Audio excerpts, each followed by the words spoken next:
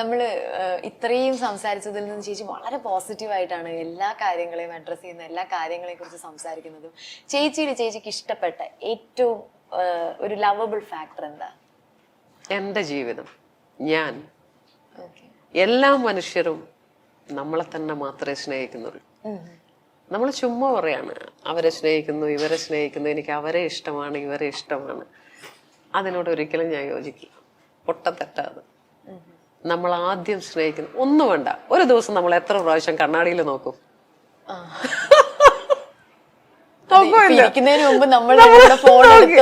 എന്തുകൊണ്ടാ? നമുക്ക് നമ്മളെ ഇഷ്ടമാണ്.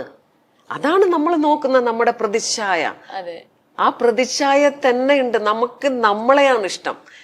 എന്റെ ആറ്റിറ്റ്യൂഡ് എനിക്ക് ഇഷ്ടമുള്ളത് കൊണ്ടാണല്ലോ ഞാൻ അത് തന്നെ ഫോളോ ചെയ്യുന്നത്. എത്ര പേര് എന്നെ ഉപദേശിക്കുന്നുണ്ടാവും, ഉഷേശി നിങ്ങൾ അത്ര ശബ്ദം എടുത്ത് പറയല്ലേ, ഉഷേശി നിങ്ങൾ ഒരു ലേശം. പക്ഷെ എന്തുകൊണ്ട് ഞാൻ മാറുന്നില്ല? എനിക്ക് എന്നെ ഇഷ്ടമാണ്. ഞാൻ പറയുന്നത് ശരിയാണെന്ന് എൻ്റെ മനസാക്ഷി പറയുന്നിടത്തോളം കാലം എനിക്ക് എന്നെ ബഹുമാനമാണ്, എന്നെ ഇഷ്ടമാണ്. അത് തന്നെയാണ് എൻ്റെ ഇഷ്ടവും. ഞാൻ എന്നെ തന്നെയാണ് ഏറ്റവും കൂടുതൽ സ്നേഹിക്കുന്നത്. അതുപോലെ ചേച്ചിക്ക് ചേച്ചിയുടെ ക്യാരക്ടറിൽ ഇഷ്ടമല്ലാത്ത എന്തെങ്കിലും ഒരു ഫാക്ടർ ഉണ്ടോ? എൻ്റെ ദേഷ്യം. പെട്ടെന്ന് പൊട്ടിത്തെറിക്കും ഞാൻ. അത് ഞാനല്ല, ഞാൻ കുമ്പിടുന്ന എന്നിൽ വസിക്കുന്ന ആൾക്കാരാ. അതെങ്ങനെയാന്ന് പറഞ്ഞ് മനസ്സിലാക്കി തരാൻ എല്ലാവരും പറയാം അവർക്ക് ഭ്രാന്ത ഇല്ലെങ്കിൽ വട്ടാന്നൊക്കെ. അല്ല, ഒരു നോർമലായ ഞാൻ വേറെ. പക്ഷെ എന്നെ നിരന്തരമായി ഇൻസൾട്ട് ചെയ്യുമ്പോൾ ഞാൻ ചിരിച്ചു മാറിപ്പോകുമെന്ന് വിചാരിക്കാം. പക്ഷെ എന്നിലെ ആ ശക്തി പെട്ടെന്ന് പ്രകോപിതയാവും. നമ്മളെല്ലാം ദൈവത്തെ ഭജിക്കുമ്പോൾ ആ ദൈവത്തിന് നമ്മളോടുള്ള ഇഷ്ടം കൊണ്ട് നമ്മളെ നിരന്തരം ഒരാൾ ഉപദ്രവിക്കുന്നെങ്കിൽ അവരവിടെ അന്നേരം എൻ്റെ ശബ്ദമൊക്കെ മാറും. തൊണ്ടയിലൊരു പിടുത്തമുള്ളത് പോലെ. പക്ഷെ ഭയങ്കര ബീഭത്സമായിരിക്കും. അതെനിക്ക് നിയന്ത്രിക്കാനോ പറ്റിയിട്ടില്ല. എൻ്റെ അടുത്ത് എത്രയോ വലിയ പണ്ഡിതന്മാർ, എൻ്റെ ഗുരുക്കന്മാർ, എൻ്റെ ഹിമാലയത്തിലും അവിടെ ഇവിടെയും കണ്ടിരിക്കുന്ന സന്യാസി സമൂഹം എല്ലാം പറഞ്ഞിട്ടുണ്ട്, മുൻകോപിയ അല്ലേ, ഒന്ന് ശാന്തമായിക്കൂടെ? ഞാനല്ല സ്വാമി, അറിയാം, എന്നാലും പറയട്ടെ, നിലനിൽപ്പിന് അത് വളരെ അത്യാവശ്യമാണ്. പക്ഷെ എനിക്ക് പറ്റിയിട്ടില്ല. അതെന്നിലൊരു നെഗറ്റീവ് പോയിന്റ് തന്നെ. യാത്രകൾ ഒരുപാട് ചെയ്യാറുണ്ടോ ചേച്ചി? തീർച്ചയായും. ഓക്കെ, അടുത്തിടെയൊക്കെ പോയതൊക്കെ എവിടെയൊക്കെയാണ്? തീർത്ഥാടനമാണോ അതോ എന്ത് തരത്തിലുള്ള യാത്രകളാണ് ചേച്ചി പ്രിഫർ ചെയ്യുക എപ്പോഴും? എൻ്റെ രണ്ടാമത്തെ ഹസ്ബൻഡ് എൻ്റെ 30ാമത്തെ വയസ്സിലാണ് കല്യാണം കഴിക്കുന്നത്. അദ്ദേഹം ഒരു മർച്ചന്റ് നേവി ചീഫ് എഞ്ചിനീയർ. അദ്ദേഹത്തിന്റെ കൂടെ ലോകം മുഴുവനും സഞ്ചരിച്ച ഒരാളാണ്. ഷിപ്പില് സുയസ് കനാലും പനാമ കനാലിലേക്കൂടെ യാത്ര ചെയ്ത് ഭൂമിയെ വലം വെച്ച് വന്നു. 19 കൺട്രികളിൽ പോയി. 6 ഭൂഖണ്ഡങ്ങളിലും കാലെടുത്ത് വെക്കാൻ പറ്റി. അതിൽ പരം ഒരു ഭാഗ്യം വേറെ ഒന്നില്ല. മറ്റത് സന്തോഷമാണ് ചോദിച്ചത്. എന്നിലെ സന്തോഷം, ഞാൻ സ്നേഹിക്കുന്നത് എന്നെ തന്നെ. ഭാഗ്യം, ഒരു സാധാരണയിലും സാധാരണ സ്ത്രീയായി ജനിച്ച എനിക്ക് ഈ ഭൂമിയെ ചുറ്റി വരാൻ എനിക്ക് ദൈവം സാധിച്ചിട്ടുണ്ടെങ്കിൽ അതെന്റെ ഭാഗ്യം മാത്രമാണ്. പിന്നെ ഇന്ത്യയില് ഏകദേശം എല്ലാ സ്ഥലത്തും പോയിട്ടുണ്ട്. എന്താണ് ഓക്കെ, നമ്മൾ നേരത്തെ ഓർണമെന്റ്സ് പറഞ്ഞപ്പോഴേ ആ മാല എന്താ ചേച്ചി അത്? ഇതോ? ഇത് 100% ക്രിസ്റ്റൽ അല്ല, എന്നാലും ക്രിസ്റ്റലിന്റെ ഒരു വകഭേദമാണ്. ഇതെന്റെ ഗുരുനാഥ. എനിക്ക് കുറെ ഗുരുക്കന്മാരും ഗുരു പത്നികളൊക്കെ ഉണ്ട്. അപ്പൊ ഒരു രചന ഠാക്കൂർ എന്ന് പറഞ്ഞിട്ടൊരു നടിയുണ്ട്. അവർ നാഷണൽ അവാർഡ് വിന്നറൊക്കെ ആണെന്നാണ് എനിക്ക് സംശയം. ഞങ്ങളൊക്കെ 10-20 വർഷം മുമ്പേ ഇങ്ങനെ നടന്നിരുന്ന വേൾഡ് സ്പിരിച്വൽ മീറ്റിൽ അവിടെ ഇവിടെയൊക്കെ. അപ്പൊ എത്ര വർഷമായി ഞാൻ എന്നുള്ളത് ചിന്തിച്ചോളൂ. അവരെ ഈ കുംഭസ്നാനത്തിന് കണ്ടപ്പോൾ അവരെന്നോട് പറഞ്ഞു, മാജി ജൽദി ആ മേരെ സത്ത്. അവരെ സെക്ടർ 6 ഉണ്ടായിരുന്നു. അവിടെയായിരുന്നു അഘോരികളൊക്കെ ഉണ്ടായിരുന്നു. അവിടെ പോയപ്പം ആ അമ്മ എനിക്ക് സമ്മാനിച്ചതാണ്. കയ്യിൽ കിടക്കുന്ന ഇതൊക്കെ ഞാൻ സ്വർണ്ണം ഇടാറില്ല. 2012 സ്വർണങ്ങളൊക്കെ അവസാന കമ്മലും ദാനം ചെയ്തതിന് ശേഷം സ്വർണം ഉപയോഗിച്ചിട്ടില്ല. ആര് ചോദിച്ചാലും സ്വർണങ്ങളൊക്കെ കൊടുക്കും എന്തായാലും. കാരണം ഞാനൊന്നും ഇവിടെ കൊണ്ടുവന്നിട്ടില്ല എന്നും ഞാനൊന്നും കൊണ്ടുപോവില്ല എന്നും വളരെ ബോധ്യമുള്ള ഒരാളാണ്.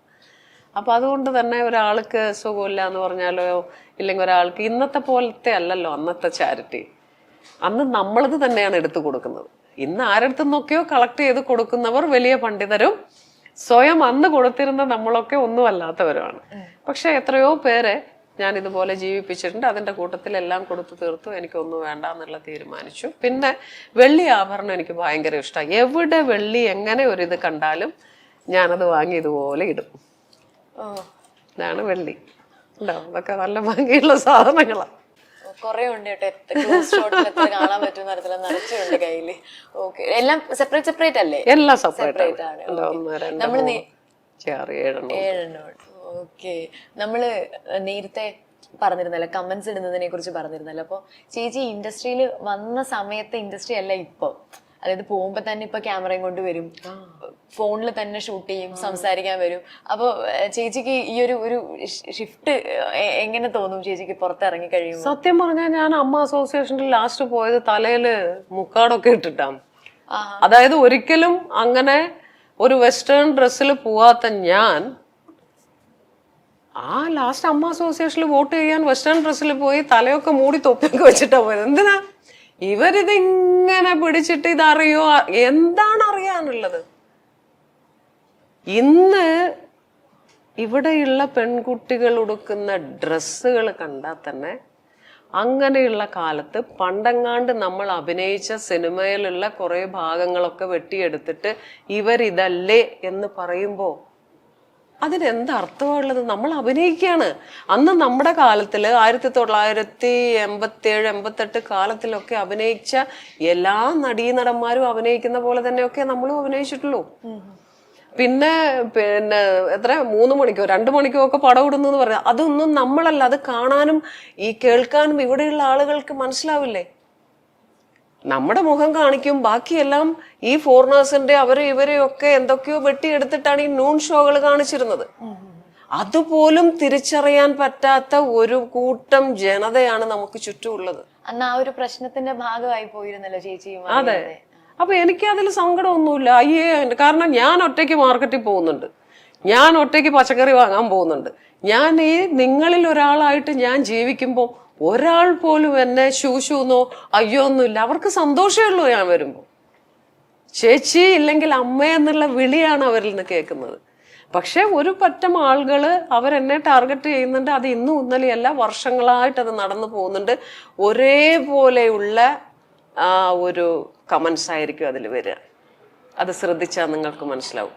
ഒരേ കമന്റ്സ്, അതൊരു 10-50 പേര് ഒന്നിച്ചിരുന്നിടും.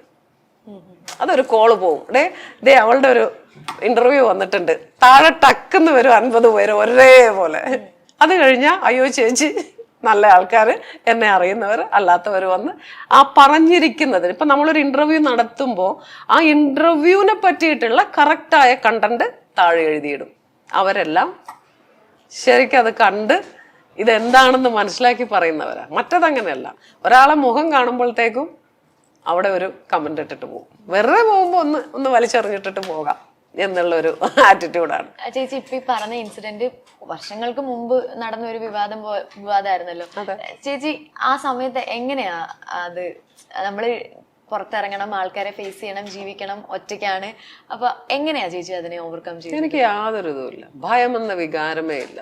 ഒരു അടക്കമരം, അടക്ക എന്ന് പറഞ്ഞ പാക്കുണ്ടല്ലോ, ആ പാക്ക് കൃഷി ചെയ്യുന്ന ഒരു കൃഷി സ്ഥലത്തെ കൂടെ നമ്മൾ പോകുമ്പോൾ ഒരു പാക്കെടുത്ത് ചുരുട്ടി നമ്മളെ മടിയിൽ വെച്ചാൽ നമ്മൾ അപ്പപ്പ തപ്പി നോക്കും, ആരെങ്കിലും കാണുന്നുണ്ടോ, ഒരു ഭയം ഉണ്ടാവും. കാരണം ഞാനത് എടുത്തു.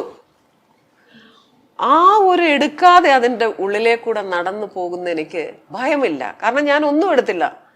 അങ്ങനെയുള്ള എൻ്റെ അടുത്ത് അയ്യോ ഇവരെന്ത് പറയാൻ, എനിക്ക് ഭയമേ ഇല്ല. എന്തോ പറഞ്ഞോട്ടെ, അതവർ, ഇത് ഞാൻ. മനസ്സിലായോ? ഒരു 10 കുടത്തിന്റെ വായ മൂടിക്കെട്ടാം, 1000 കുടത്തിന്റെ വായ മൂടിക്കെട്ടാം. 10 മനുഷ്യരെ പോയിട്ട് ഒരാളെ വാ മൂടിക്കെട്ടാൻ നമുക്ക് പറ്റുമോ? പറ്റത്തില്ല. അത്രേ ഉള്ളൂ. എത്രയോ പേര് ആത്മഹത്യ ചെയ്തിട്ടുണ്ടെന്നറിയോ? എനിക്കറിയാം. ഇവരിങ്ങനെ കടന്നാക്രമിക്കുമ്പോൾ അത് ഉൾക്കൊള്ളാൻ പറ്റാതെ എത്രയോ മനുഷ്യർ ആത്മഹത്യ ചെയ്തിട്ടുണ്ട്. പക്ഷെ അവർക്കതൊരു നിസ്സാരമാണ്. അവരെറിഞ്ഞ വെറും ഒരു കല്ല് പോയി പതിച്ചത് ചിലപ്പോൾ ആ ഹൃദയത്തിലായിരിക്കും. അത് താങ്ങാൻ പറ്റാതെ, സ്വന്തം സഹോദരങ്ങളെ ഫേസ് ചെയ്യാൻ പറ്റാതെ, സ്വന്തം അച്ഛനമ്മമാരെ ഫേസ് ചെയ്യാൻ പറ്റാതെ എത്രയോ മക്കളുകൾ ഇവിടെ ആത്മഹത്യ ചെയ്തു പോയി. പക്ഷെ ഇവർ മനസ്സിലാക്കുന്നില്ല, ഇവര് കാരണമാണ് അവർ പോയി ആത്മഹത്യ ചെയ്തത്.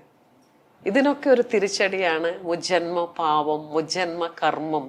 നമ്മൾ പറയില്ലേ, നമ്മൾ ഈ ജന്മത്തൊന്നും ചെയ്തില്ലല്ലോ, പിന്നെ എന്തുകൊണ്ടാണ് നമുക്ക് ദുരിതങ്ങൾ?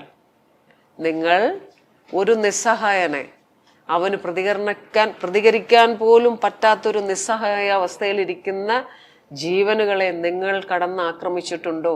7 തലമുറ ആ പാപം നിങ്ങൾക്ക് വന്നു ചേരുമെന്നാണ്. അതാണ് ഈ കർമ്മ എന്ന് പറയുന്നത്. സോ ചേച്ചി, അപ്പൊ നമുക്ക് ആത്മയുടെ കാര്യത്തിലേക്ക് എത്താം. ആത്മയുടെ അവാർഡും എന്റർടൈൻമെന്റ് പ്രോഗ്രാംസും ഒക്കെയാണ്. എല്ലാം കാണുക, സന്തോഷിക്കുക, അവരിലൊരാളാകുക. കാരണം എന്താന്ന് പറഞ്ഞു കഴിഞ്ഞാൽ ദുഃഖം മനുഷ്യന്റെ സ്ഥായിയായ ഭാവമാണ്. നമ്മളെല്ലാവരും പറയല്ലേ, നമുക്കെല്ലാം ഒരു മനുഷ്യന്റെ സ്ഥായിയായ ഭാവം ദുഃഖമാണ്. അല്ല, കുറച്ച് സമയം നമ്മൾ സന്തോഷിക്കുന്നു, എങ്കിലും നമ്മൾ സന്തോഷം ആക്കാൻ അഭിനയിക്കുന്നു. അതെ, അഭിനയിക്കുന്നു. ആ അഭിനയത്തിന്റെ ഭാഗമായിട്ടാണ് ഞാൻ ഇവിടെ വന്നിട്ട് ഇതെല്ലാം കണ്ട് നമ്മളിങ്ങനെ ചിരിച്ചിരിക്കുക. എന്തറിയോ, നമ്മൾ പബ്ലിക് ഫിഗർ ആണ്, നമ്മൾ എപ്പോഴും ചിരിച്ചിരിക്കുന്നത് കാണാനാണ് ഒരു സന്തോഷം ഉണ്ടാവുള്ളൂ നമുക്കും. അപ്പൊ ആ സന്തോഷം ഉള്ളിടത്തേക്ക് കൂടുതൽ സമയം നമ്മൾ പോയിരിക്കും. അപ്പൊ ഇവിടെ ഇത്രയും പേരുടെ കൂട്ടായ്മയിൽ ഇത്രയും വലിയൊരു സന്തോഷം നടക്കുമ്പോൾ, നമ്മളെ മക്കളായിട്ട് അഭിനയിച്ചവർ, നമ്മുടെ ഭർത്താവായിട്ട് അഭിനയിച്ചവർ, നമ്മുടെ കാമുകനായിട്ട് അഭിനയിച്ചവർ, എല്ലാവരുടെ ഒരു സംഗമമാണ്. അപ്പൊ അവിടെ ഇരുന്നിട്ട് അവര് കാണിക്കുന്നതും കേൾക്കുന്നതും ഒക്കെ നമ്മളും കണ്ടും കേട്ടും കുശലം പറഞ്ഞും ഇത്തിരി ആഹാരമൊക്കെ കഴിച്ച് ഒരു ദിവസം അങ്ങോട്ട് കളഞ്ഞ് വൈകുന്നേരം ആകുമ്പോൾ നമ്മളെ വീട്ടിൽ പോകുന്നു. വയസ്സാകുമ്പോൾ, പ്രായമാകുമ്പോൾ നമ്മൾ ഇതെല്ലാം അയവിറക്കും. നമുക്ക് വേറെ ഒന്നുമില്ല ആ സമയത്ത്. ചിന്തകൾക്ക് മാത്രമേ മരണം സംഭവിക്കാതിരിക്കുള്ളൂ. കൈകാലൊക്കെ നമുക്ക് എടുക്കാൻ പറ്റാതെ ഒക്കെ വരുമെങ്കിലും നമ്മുടെ ചിന്തകൾ അവിടെ കിടക്കും, നല്ല ഓർമ്മകൾ കിടക്കും. ആ ഓർമ്മകളിൽ ഇന്നത്തെ ഓർമ്മയും കൂടെ ചേർത്ത് വെക്കാം.